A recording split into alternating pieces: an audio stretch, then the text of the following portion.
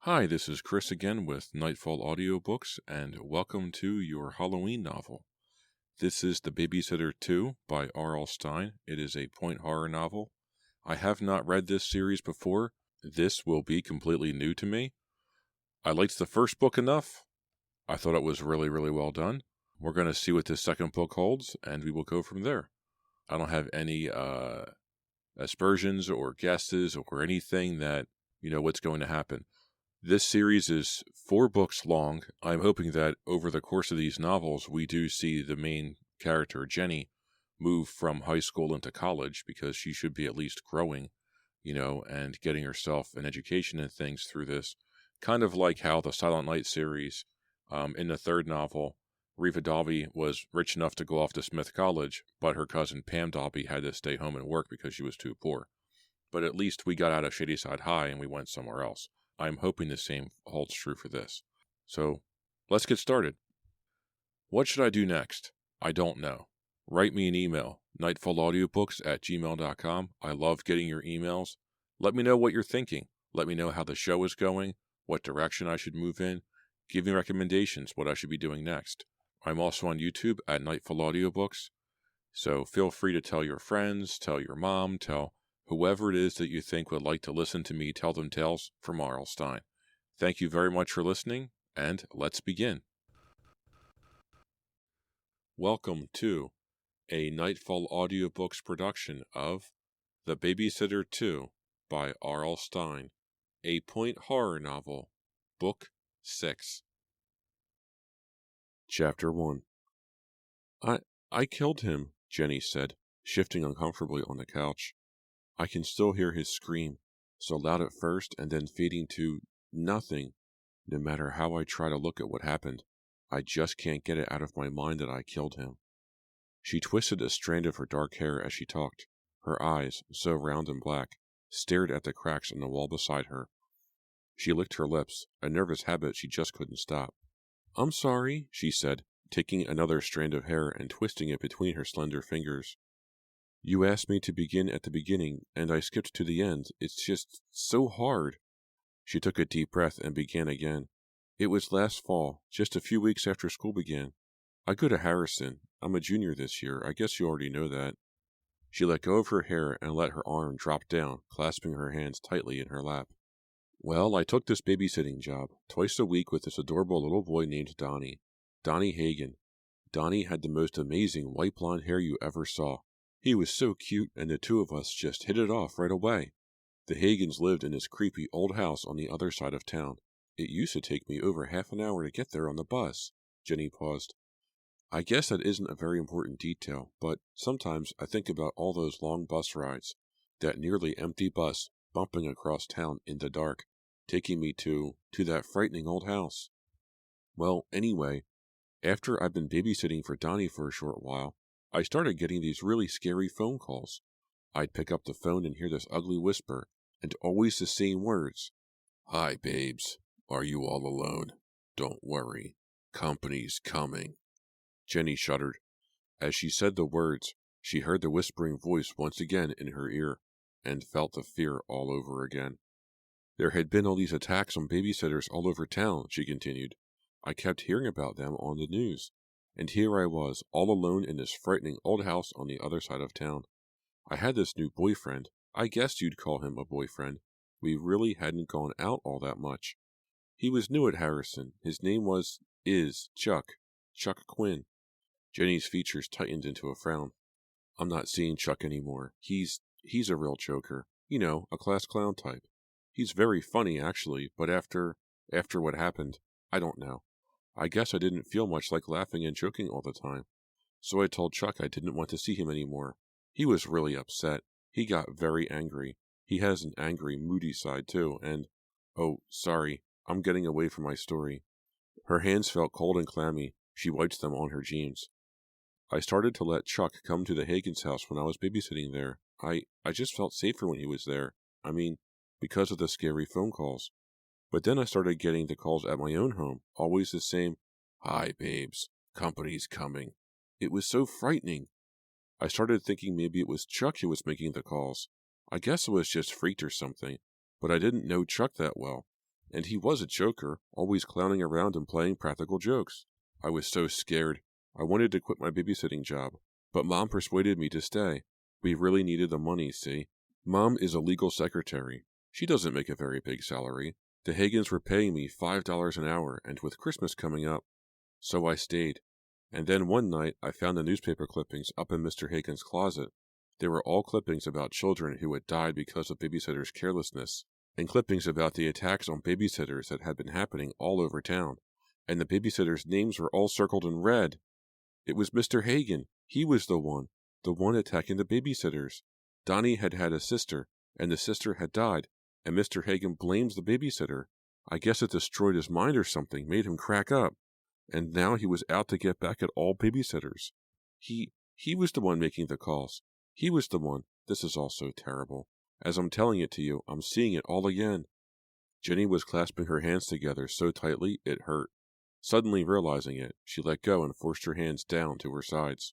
She waited a while, waited for her heart to stop pounding. She took the glass from the table beside her and sipped some water. Then she took a deep breath and, in a low, steady voice, resumed her story. Mr. Hagan came up behind me in his bedroom. He saw me reading his newspaper clippings. He knew that I knew. He said he was driving me home, but he didn't. It was very late. There were no other cars on the road. He drove to the old rock quarry. You know the one? About 10 miles north of town? He pulled me out of the car and hit me. "This is what you deserve," he kept saying. "This is what you deserve." He backed me up right to the edge of the quarry. It was so dark. I was standing right on the edge, nothing but air behind me. It was such a nightmare. The headlights from his car were shining in my eyes. I was blind. But I knew if I took one more step back, I'd go over to the bottom of the quarry. And then he pushed me. He rushed at me. He meant to push me, but somehow I dodged away from him, and he went flying over the edge. I didn't see him. I only heard him. That scream. That horrified scream. I heard him scream all the way down. Then I heard the cracking sound his body made when it hit the rocks below. Jenny paused, trying to catch her breath. I still hear that sound. Crack. Like an egg breaking. She was playing with her hair again, nervously braiding a strand of dark brown hair, still staring at the wall, but not seeing it, not seeing anything. "Of course I realized it wasn't my fault," she continued. He was crazy. He was trying to kill me. I know that. I can tell myself that over and over. But I still have this knowledge, this awful knowledge that I killed him, that I'm responsible for Mr. Hagan's death, that Donnie doesn't have a father because... Her mouth felt as dry as cotton. She stopped to take another sip of water. The water was warm and tasted of minerals. She made a face, but took a long drink. When Mr. Hagan fell over the quarry edge, it was all over. The nightmare, He was dead. No more attacks on babysitters. No more phone calls or threats. Donnie and his mother moved away. I don't know where. I was safe, but it wouldn't go away. I tried to force it all out of my mind. But then the dreams started, the nightmares, just about every night. They're so vivid, so real. I see them in color, I'm sure of it, and I remember them when I wake up in the morning, every detail. In most of them, I see Mr. Hagan. I see him crawling up to the top of the rock quarry. His face is all twisted, all distorted, and he's covered with blood. In the dreams, I'm standing there watching him as he pulls himself up to the top. Then he starts to stagger toward me, like Frankenstein, only covered with blood, his clothes all torn. Sometimes his skin is all torn too, and chunks of it are falling off his body. Sometimes he has a skull instead of a head, a bleeding skull, and I just stand there. I want to run away from him, but I can't. I'm paralyzed or something, and he comes closer and closer until I wake up screaming. Breathing hard, Jenny stared up at the tiled ceiling. "I think we'd better stop there," Dr. Schindler said softly. "This session is almost up.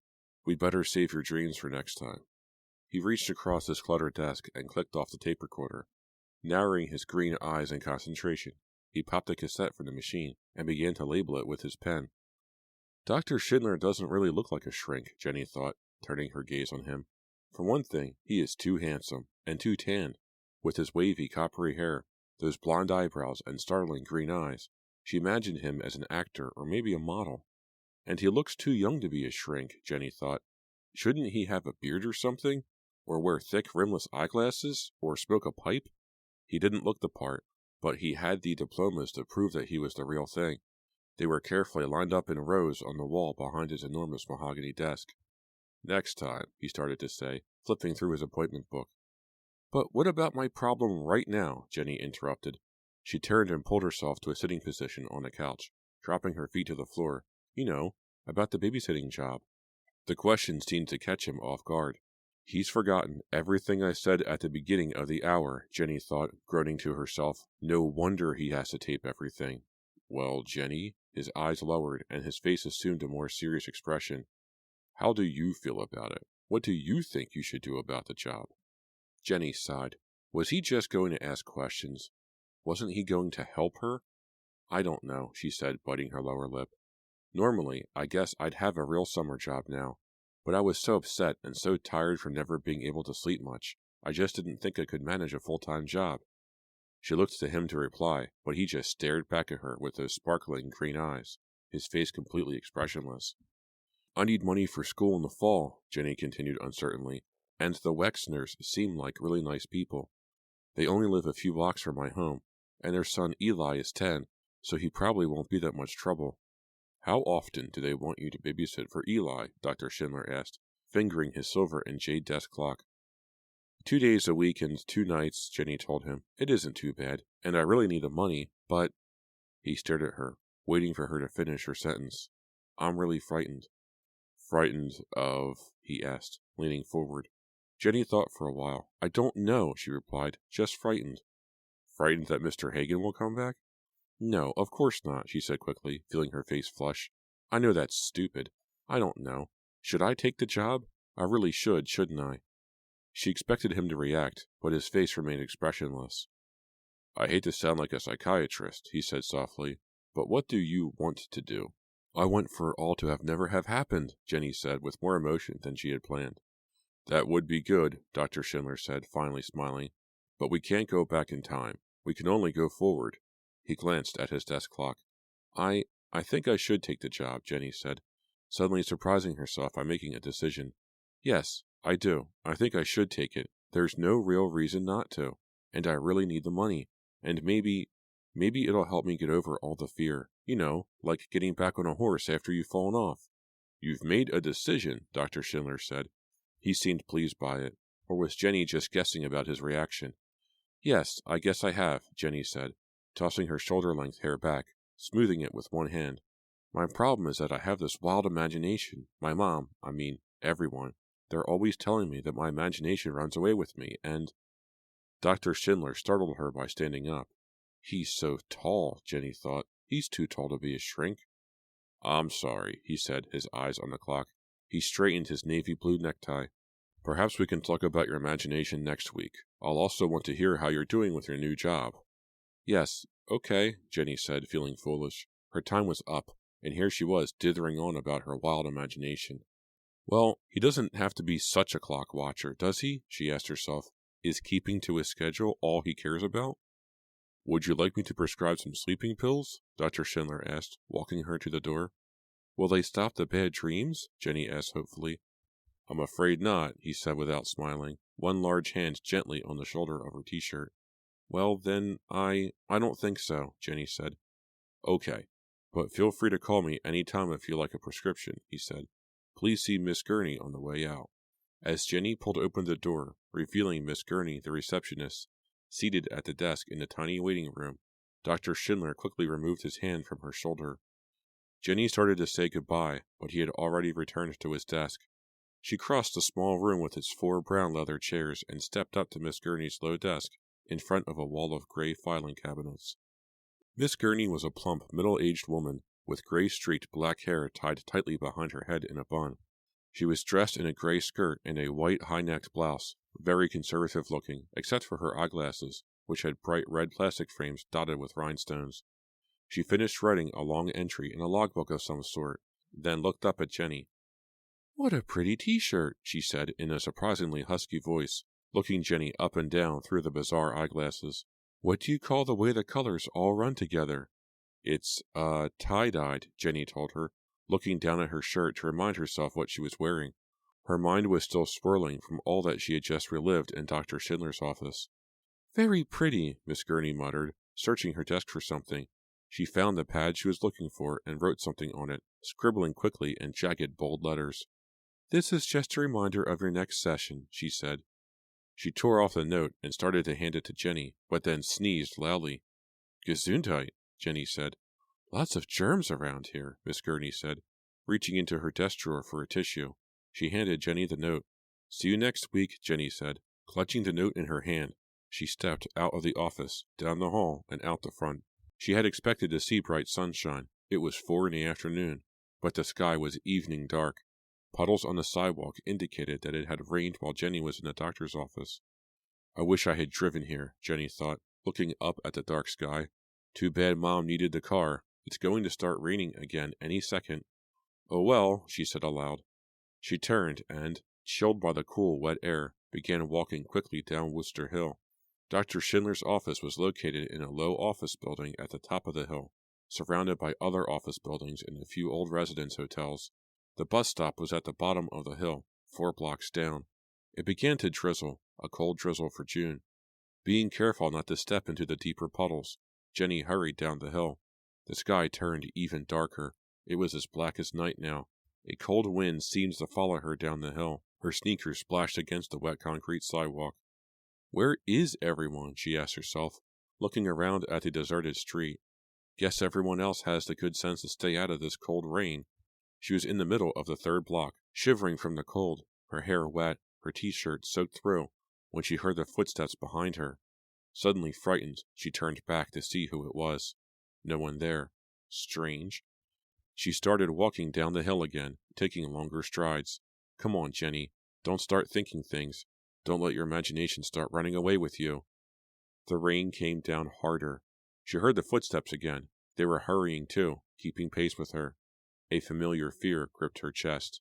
"I'm being followed," she realized. Chapter 2. Without looking back, Jenny started to run. "Hey," a voice called angrily. Whoever it was started to run too. The steady rain continued to fall, whipped by sudden cold gusts of wind. The sidewalk dipped steeply, following the hill down to the bottom. Jenny's sneakers slid and slipped as she ran, jumping over puddles now. A car turned up the hill from Oakland Avenue, its headlights on despite the early hour.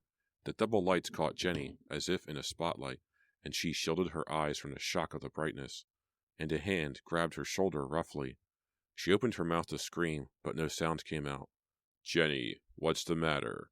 She spun out of the grasp, turned to face him, breathing hard. "Chuck!" "Hey, why'd you run? Didn't you hear me calling you?" His expression was serious, concerned. He didn't have his usual goofy Huck Finn grin. His curly blonde hair was matted down on his head from the rain. Water ran down his freckled cheeks. He was wearing a faded Bart Simpson t-shirt over jean cutoffs. His white Nikes were mud-stained and soaked.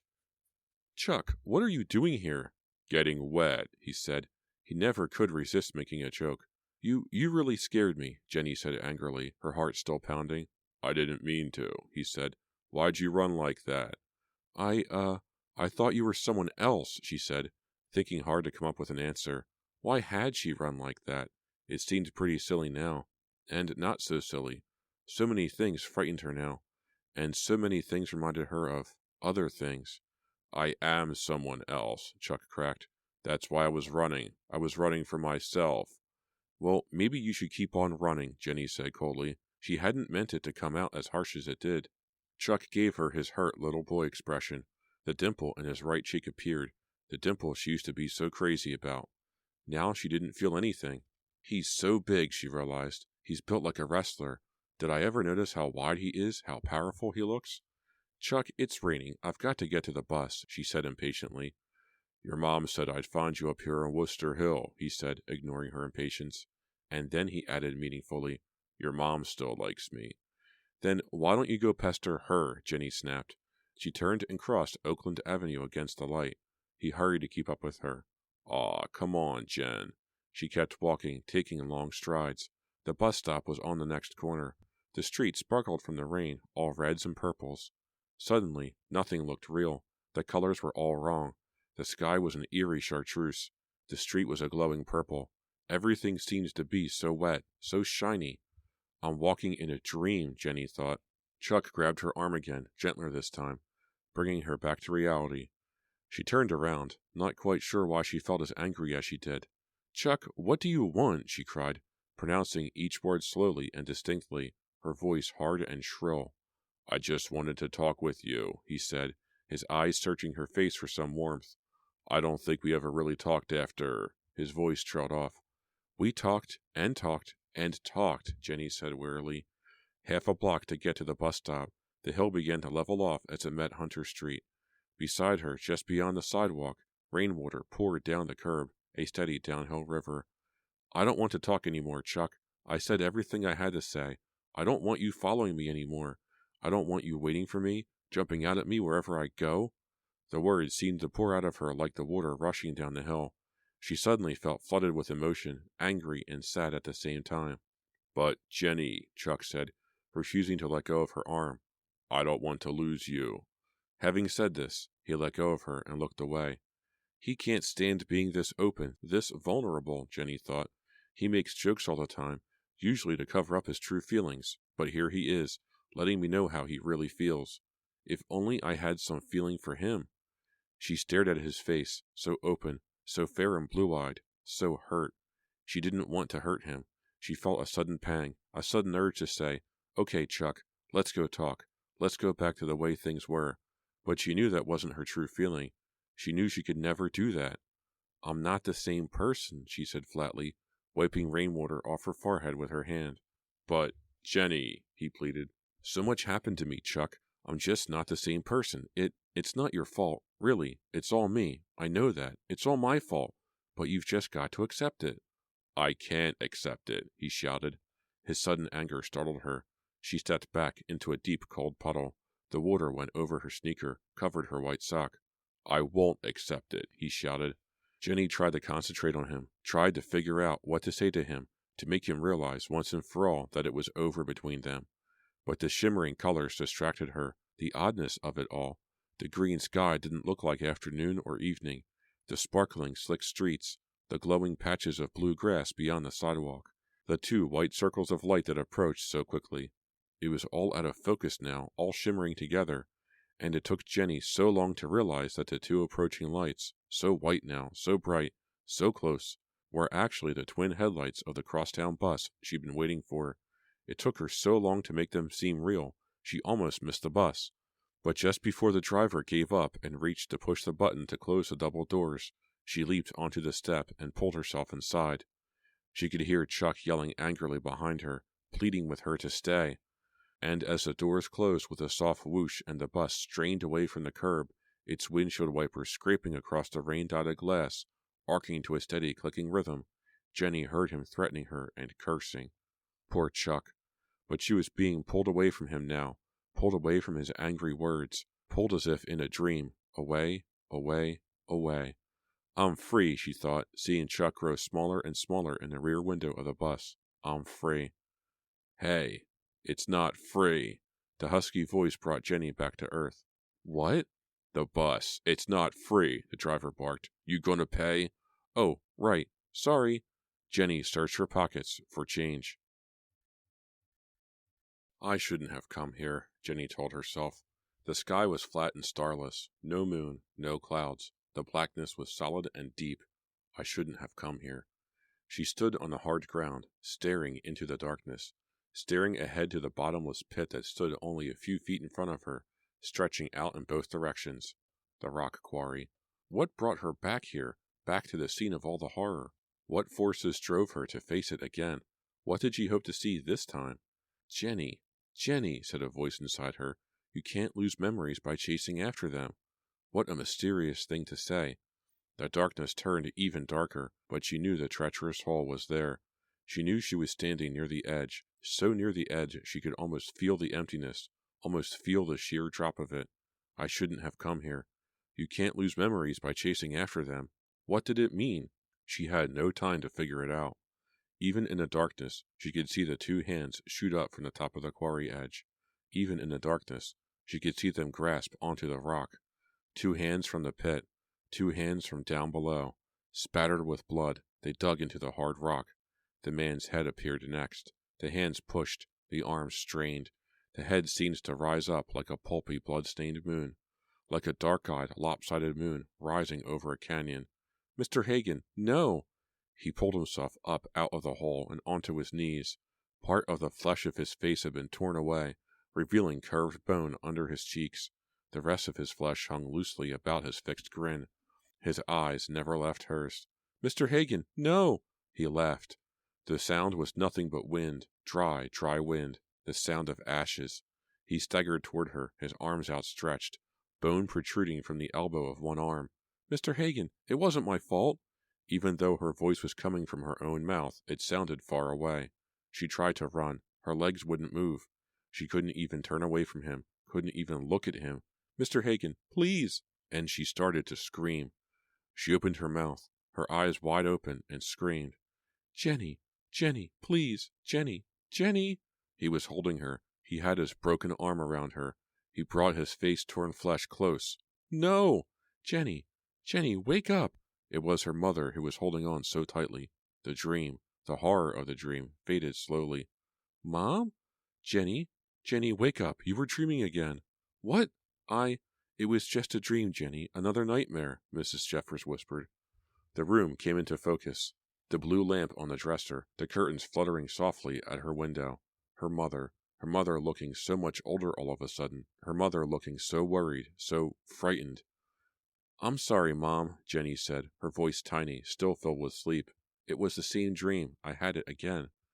Jenny, Jenny, her mother whispered soothingly, her arm still tightly wrapped around Jenny's shoulders. It was so real, Jenny said. But it wasn't real, Mrs. Jeffers told her. It seemed as if I were really there, standing there again. Jenny, Jenny, her mother repeated. It wasn't real. Believe me, child. Nothing like that will ever happen to you again.